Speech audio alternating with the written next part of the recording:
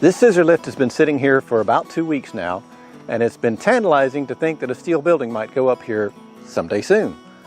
Well, hopefully that day starts today, because the steel gets delivered later today, and I couldn't be more excited. Well, now I have steel on site. So that's a step in the right direction, although they're not going to be assembling anything today. This is supposedly pretty much everything except the 8-inch I-beams that are going to be the uprights. This includes girts, purlins, siding, trim, doors. No roll-up doors on here, I don't think. Those aren't on here, but the people doors, walk-through doors are right there. And the frame package for them. And here we have the ridge caps, which I just helped unload with the tractor because I just happened to have the pallet forks on when they got here.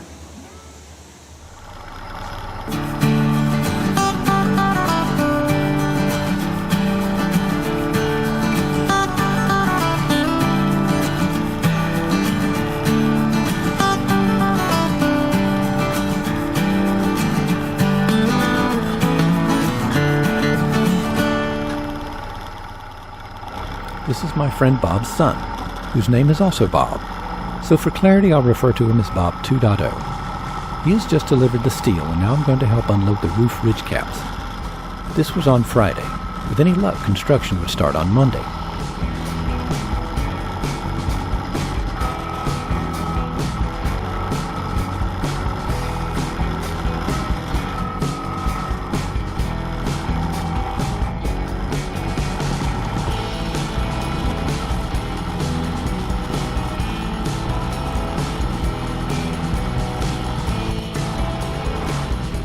And it did. The first thing to go up were the columns anchored into the concrete. This is Bob. And that's Bob 2.0 drilling holes for the anchors.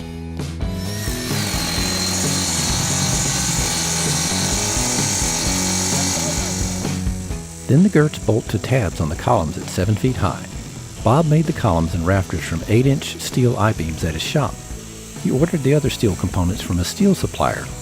The column anchor bolts are left loose enough for them to fit everything together and then will be tightened up after the frame is squared up later. Bob is retiring, and I have the honor of getting the last building he will build officially with his company. Bob has built metal buildings for about 30 years, building everything from mini storage buildings and airplane hangars to churches and bowling alleys. He has even built structures for Google. By the way, this camera here is recording a time-lapse video for the entire build. I'll release a time-lapse video of the build from start to finish later, but you'll see bits of it in this video too.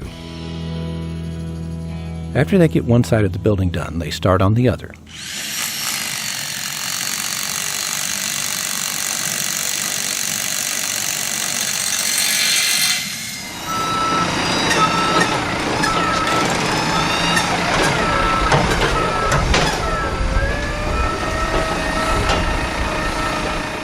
Once the other side is up, it's time for the first rafter to go up, which is bolted together in the middle.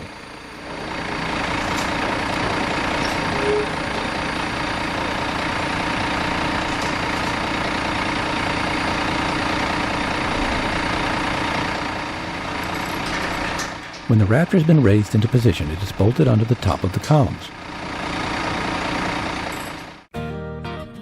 And so goes the next rafter.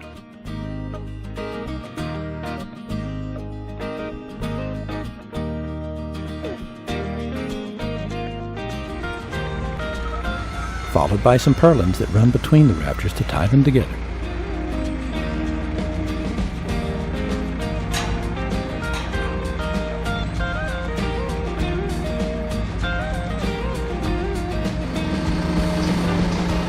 Here Bob and Bob 2.0 are assembling a rafter with the help of Tommy, who also helped with the concrete work.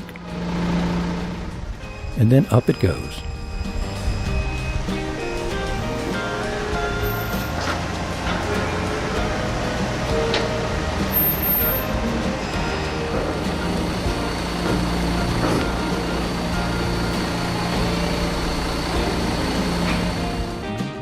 The next day, the other purlins are installed between the rafters that are already up.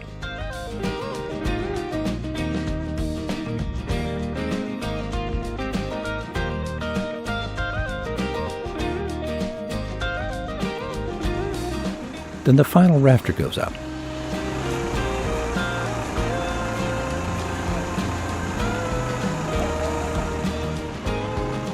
Then the scissor lift blows a hydraulic hose and they have to get a replacement.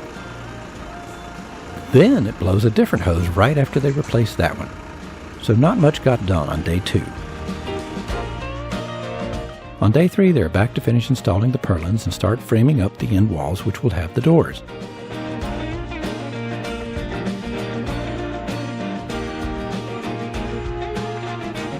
They position the door jambs and loosely attach them with anchors.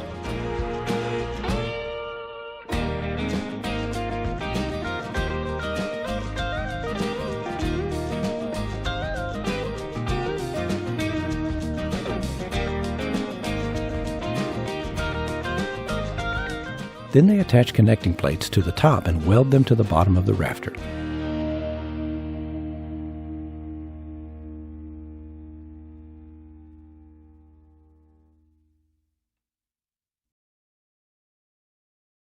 On day 4, it's just Bob and Bob 2.0. I had been mostly working on the pool house during the first 3 days, and now I decided they could use my help to move things along. They continue to assemble the end wall and door frame pieces while I try to straighten out the side of one of the roll-up door headers that Bob backed into with the scissor lift.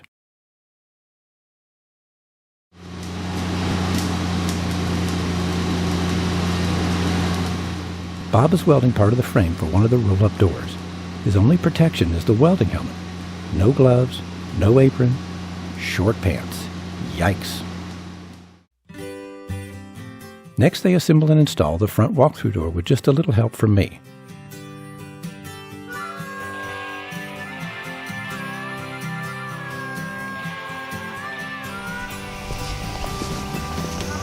Then while they're at lunch, I start to put together the rear walk-through door package. This is the frame assembly.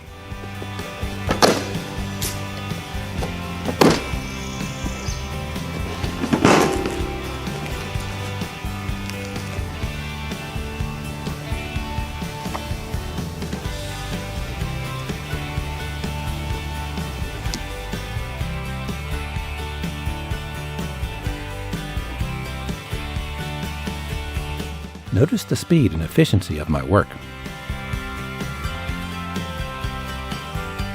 And that's when my camera dies. So I'll borrow some of the time-lapse footage here. While Bob works on the rear end wall, I start measuring and cutting the base angle and putting them in position to anchor to the concrete.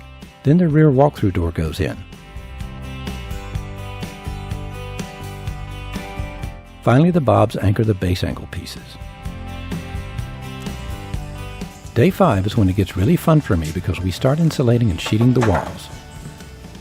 First, the 3-inch insulation rolls are measured and cut to 12-foot lengths. A special double-stick adhesive tape is put onto the base angle and at the top on the eave struts to hold the insulation in place until the metal sheets are attached. Today I get to help Bob on the scissor lift. Notice the ratchet strap being used to hold the frame square until we get the siding on.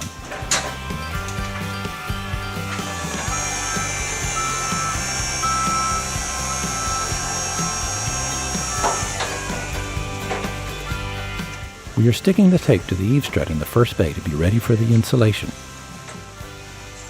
Then we get loaded up with some insulation.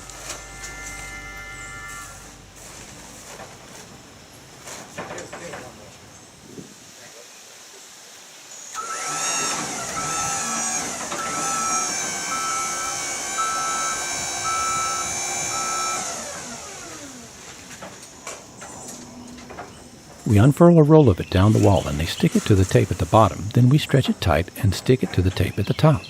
Each insulation panel is 6 feet wide, which will be covered with 3 2-foot wide metal panels.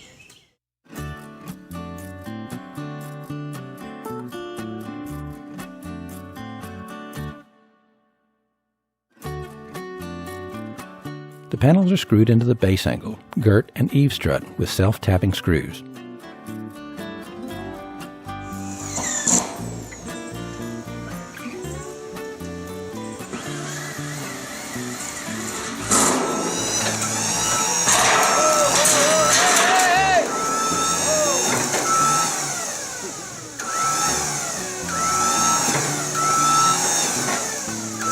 Watch out for the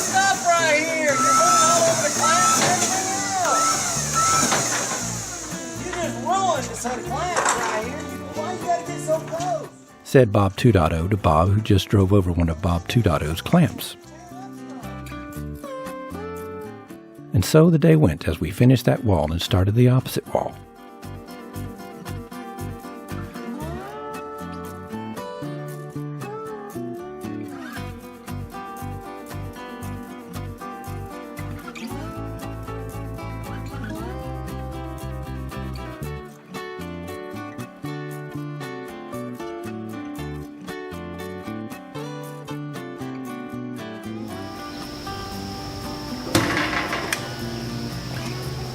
That's all we can do today until they bring some more insulation back tomorrow. Oh, I need to lock up.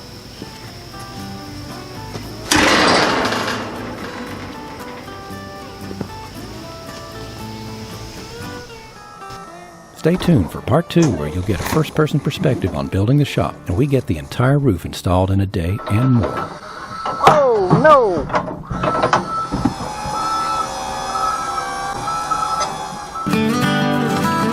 If you enjoy these videos, please help me keep them coming by clicking the like button, commenting below, and subscribing. Thanks for watching.